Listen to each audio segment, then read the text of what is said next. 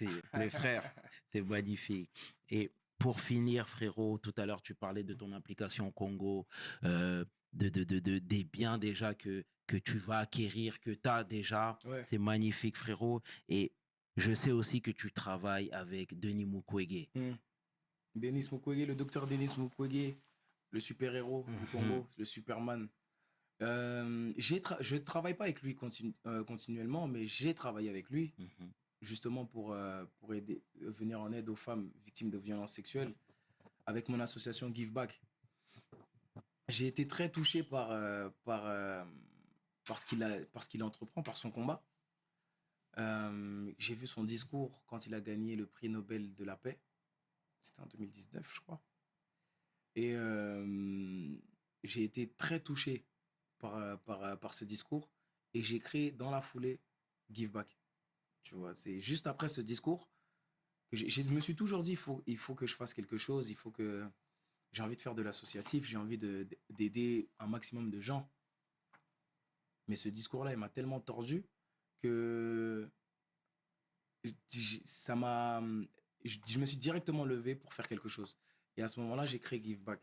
Et quand j'ai créé Give Back, en fait, pour t'expliquer un peu, c'est comme un, comment dire, c'est comme un bonus pour chaque association. C'est-à-dire que c'est pas une association qui défend une cause. C'est une association qui aide les associations. Tu vois ce que je veux dire? C'est-à-dire que cette fois-ci, c'est pour ça que je t'ai dit que j'ai travaillé avec lui. Mais ensuite, il y a une autre cause que je vais annoncer bientôt. Et, euh, et on va aider une autre cause ensuite, tu vois. Mais la première cause, c'était celle du docteur Denis Mukwege qui m'avait tordu justement avec son discours et son combat. Le fait que ces femmes violées, des enfants, des bébés, tu vois, et que ça se passe dans mon pays, au Congo, à l'est du Congo, mais que, tu vois, c'est sourd.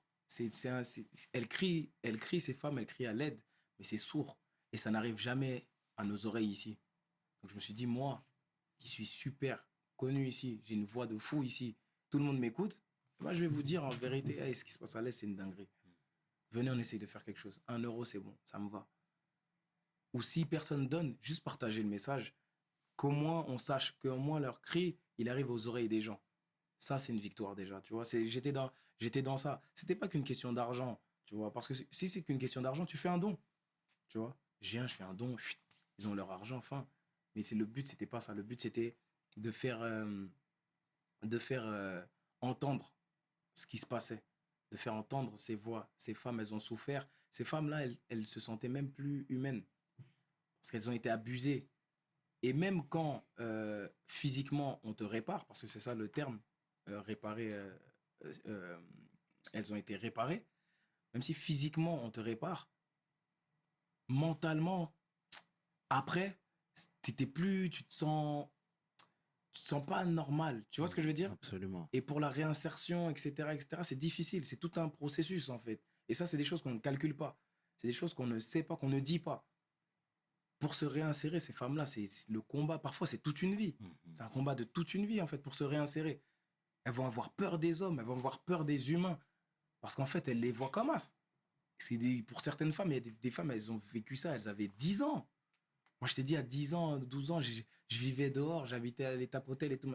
Il y a des femmes à 11 ans, 12 ans, elles se sont fait violer, en fait, dans une forêt, abandonnées comme ça par 4 personnes. Je te dis des mots durs pour bien que tu captes, pour que tout le monde capte. 4 personnes comme ça, et on t'abandonne comme ça, dégage.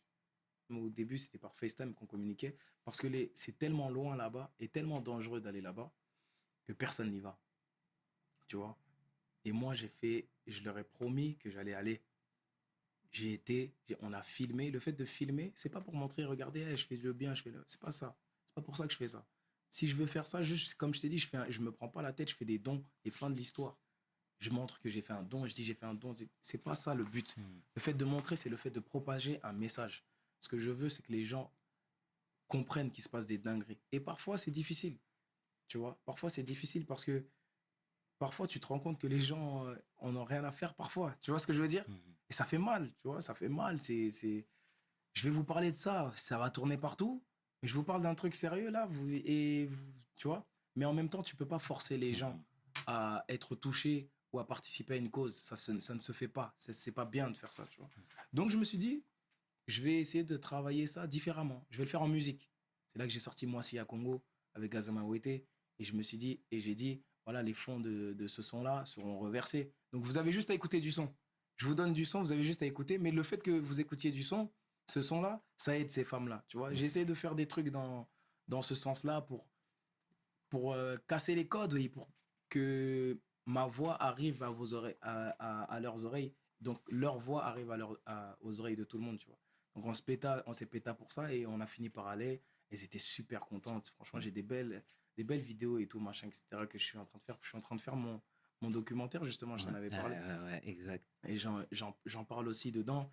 Et donc, voilà, après, on a réussi à récolter des fonds. On a réussi à les aider. Je leur ai fait la promesse de les aider à se réinsérer, tu vois, parce que c'est ça le plus important, la réinsertion, comme je t'ai dit. Absolument. Et en tant qu'humaine, le fait que ce soit des humaines qui se réinsèrent dans la société, qui ont envie de se marier, d'avoir des enfants normalement, tu vois ce que je veux dire, de travailler et d'être considéré, tu vois.